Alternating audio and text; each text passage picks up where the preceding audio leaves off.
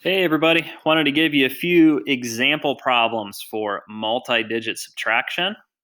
Very similar to what I said yesterday with addition. We've done this a lot already in the first couple months of the school year, but I always want to make sure I give you a couple of examples to refer to before you do your own questions. So after I go over these, what you're going to do is you're going to complete a worksheet that looks really similar.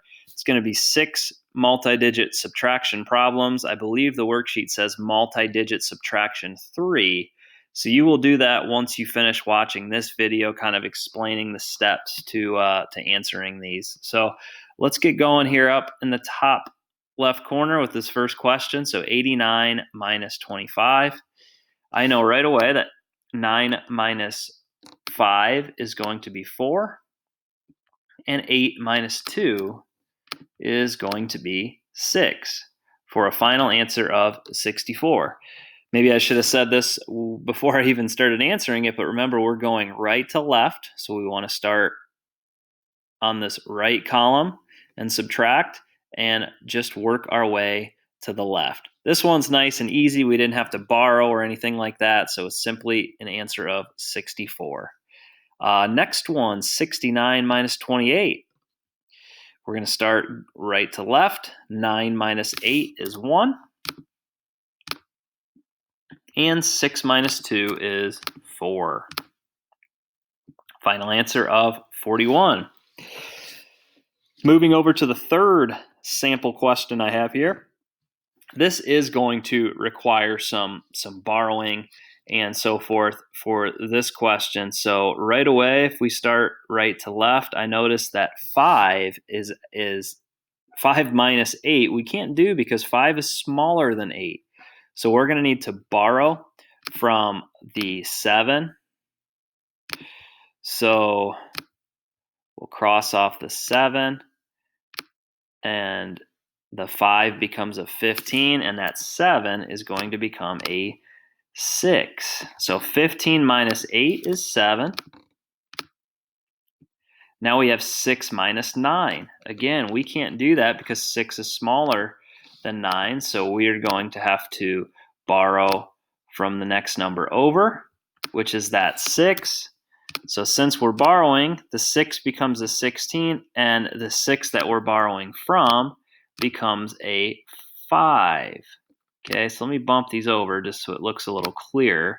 16 minus 9 is going to give us 7, and 5 minus nothing is going to give us 5.